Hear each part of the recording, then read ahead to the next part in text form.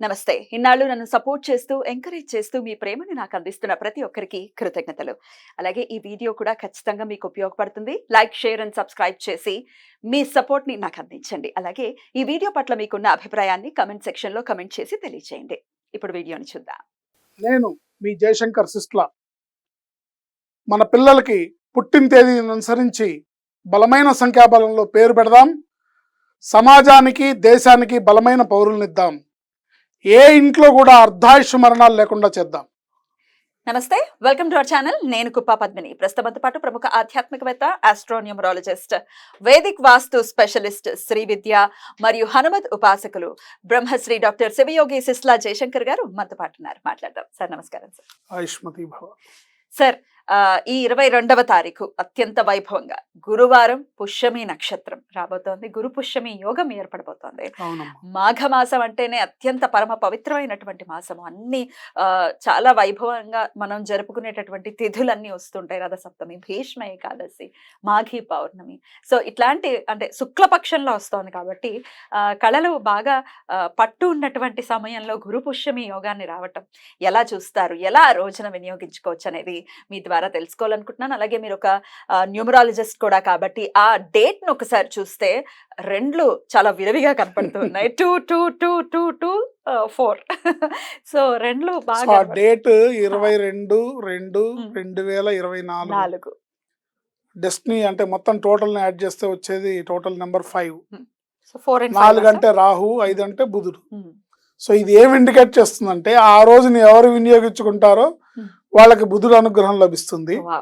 ఏంటి, ఎవరు దాన్ని వేస్ట్ చేస్తారో వాళ్ళకి రాహు భగవానుడు ఇచ్చే కష్టాలు వస్తాయని అర్థం. అంతే మరి. 22 అంటే మాస్టర్ నంబర్, రాహు అంటే కష్టాలు, నష్టాలు. సో జనరల్ గా ఇప్పుడు మనకి గోచారంలో ఉన్న జాతక రీత్యా కూడా కాలమానం అంతా కూడా అట్లాగే నడుస్తుంది. కష్టాలతో నడుస్తుంది, ఇబ్బందులతో నడుస్తుంది, అనారోగ్య సమస్యలతో వీటితో నడుస్తుంది. సో ఈ గురు పుష్య యోగాన్ని ఎవరైతే వినియోగించుకుంటారో అద్భుతంగా వాళ్ళకి దైవానుగ్రహం లభిస్తుంది. గురువారం, పుష్యమి నక్షత్రం, శని భగవానుడు అధిపతి, త్రయోదశి పరమేశ్వరుడికి మహా ఇష్టమైన రోజు త్రయోదశి. త్రయోదశి ప్రదోష వ్రతాలు కూడా చేస్తారు. త్రయోదశి ప్రదోష కాలంలో ఆయన ఆనంద తాండవం చేస్తూ ఉంటే ముక్కోటి దేవతలు ఆయన సమక్షంలో ఉంటారు. సో అందుకని ఆ రోజున గురు పుష్యయోగం అంటే కొంతమంది బంగారం కొనుక్కుంటే కలిసి వస్తుందని, అంటే సంపదను కొనుక్కుంటే కలిసి వస్తుందని అని అంటారు. అది నిజమే, చేసుకోవచ్చు అట్లా. కానీ ఆధ్యాత్మికంగా దాన్ని వినియోగించుకోవాలి. అలాంటి గ్రహస్థితిని, ఆ పరిస్థితిని వినియోగించుకోవాలి. ఆ రోజు విశేషంగా దత్తాత్రేయుడి పూజలు చేసుకోవడం, దత్తాత్రేయుడి జపం చేసుకోవడం, దత్తాత్రేయుడి యొక్క వీలుంటే అనగాష్టమి వ్రతం కూడా చేసుకోవచ్చు.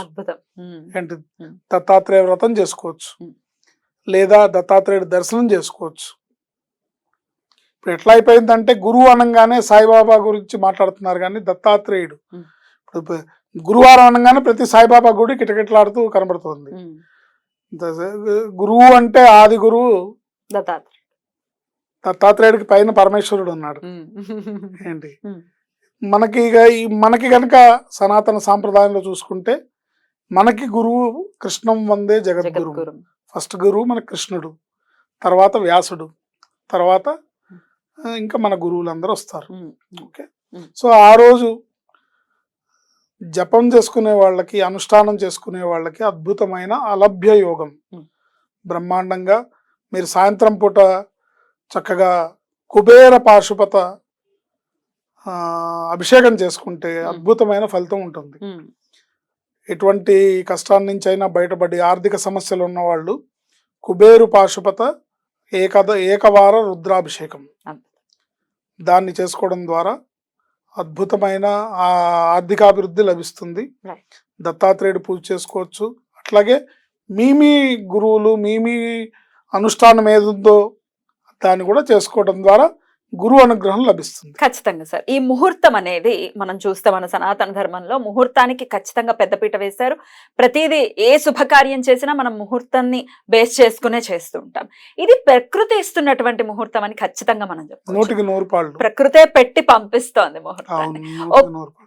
ఆ ముహూర్తంలో చేసామండి, ఆ ముహూర్త బలం ఏమో గానీ జీవితం మారిపోయింది. ఒక్క క్షణం చాలు కదా సార్ జీవితం మారిపోవడం. లేకపోతే పాపకర్మ పటాపంచలవ్వడానికి కూడా ఒక్క క్షణం చాలు. ఒక మంచి రోజు ఇది. మీరు ఆధ్యాత్మికంగా ముందుకు వెళ్ళటానికి చాలా మంచిది అని చెప్తున్నారు కాబట్టి ఖచ్చితంగా వినియోగించుకోవాలి. తప్పకుండా. ఇప్పుడు ఆ రోజు దత్తాత్రేయుని పూజించుకోవచ్చు. లేదా మీకు గనక నాకు అమ్మవారు ఇష్టమేనండి, శివుడు కావాలండి, దత్తాత్రేయుడు కావాలి, అందరూ ఉన్నారు, సర్వదేవతల అనుగ్రహం లభించాలంటే గణపతి సత్యానంద స్వామీజీ వారు ఒక మంత్రం చెప్పారు. ఆ మంత్రాన్ని ఈ రోజు మీరు అనుష్ఠానం చేసుకోవడం ద్వారా ఓం ఐం హ్రీం శ్రీం శివరామ అనగా దత్తాయ నమః, ఓం ఐం హ్రీం శ్రీం శివరామ అనగా దత్తాయ నమః. దీన్ని చేసుకోవడం వల్ల మీకు దత్తుడు అనుగ్రహం లభిస్తుంది, పరమేశ్వరుడు అనుగ్రహం లభిస్తుంది. ఓం ఐం హ్రీం శ్రీం అనే బీజాక్షరాల వల్ల అమ్మవారి అనుగ్రహం లభిస్తుంది. అద్భుతం.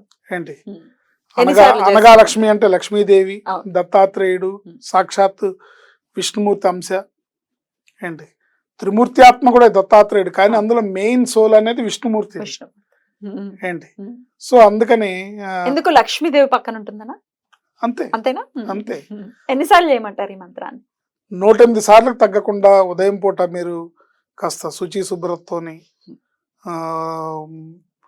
చిత్తశుద్ధితోని ఏంటి మనసు ప్రశాంతంగా పెట్టుకొని 108 సార్లు ఓం ఐం హ్రీం శ్రీం శివరామ అనగా దత్తాయ నమః, ఓం ఐం హ్రీం శ్రీం శివరామ అనగా దత్తాయ నమః అనే ఈ మంత్రాన్ని చేసుకోవడం ద్వారా అద్భుతమైన ఫలితాలు ఉంటాయి.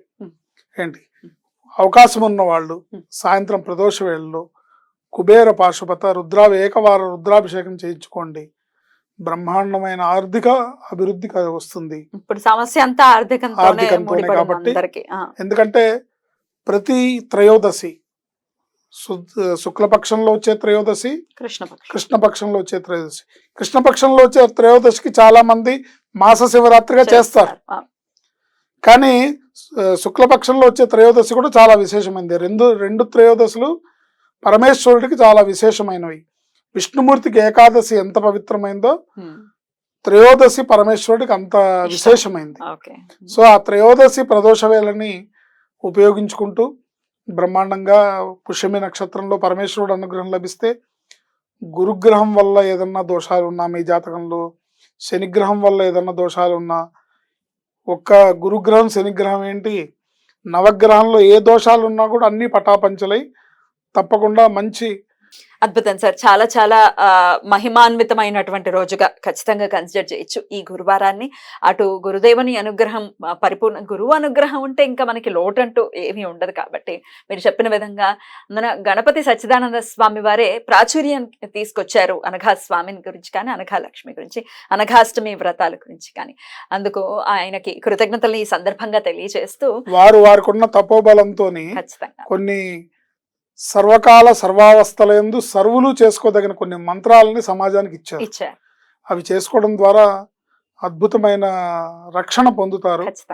ఎందుకంటే ఆయన తపోనిష్ట, ఆయన తపోబలం సామాన్యమైంది కాదు. ఏంటి సాక్షాత్తు ఆయన అవతార పురుషుడిగా నేను భావిస్తాను. 100% దాంట్లో డౌట్ లేదు. సో ఎందుకంటే ఆయన చేసిన పనులను చూస్తే మామూలుగా మానవ మాత్రులు చేసే పనులు కాదు అవి. లండన్ లో చర్చిని కొనేసి వినాయకుడు గుడిగా చేశారు. అద్భుతం కదా.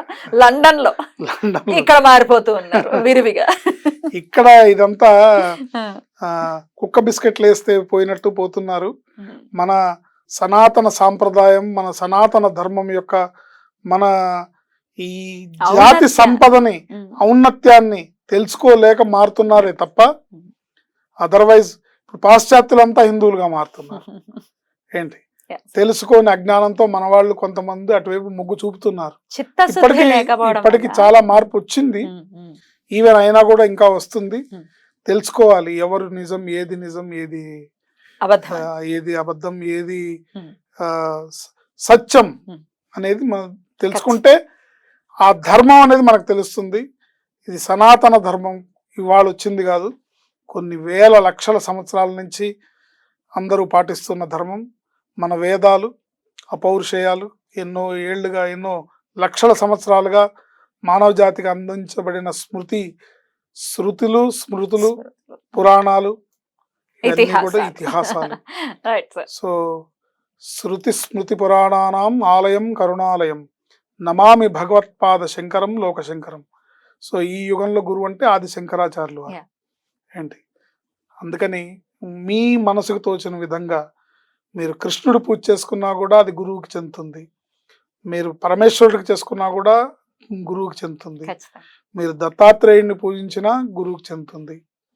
దత్తాత్రేయుడి విషయంలో ఏంటంటే ఆయన బాగా పరీక్షలు చేసి కానీ మిమ్మల్ని అనుగ్రహించడు, దానికి సిద్ధం అవ్వాలి. Mm. పరమేశ్వరుడు అంటే బోళాశంకరుడు, బోళాశంకరుడు అడగంగానే పోనీలే పాపం అని ఇచ్చేస్తాడు. దత్తాత్రేయుడు అట్లా అలా కాదు, కాదు. నిన్ను దారిలో పెట్టి నీకు ఇస్తాడు. Right.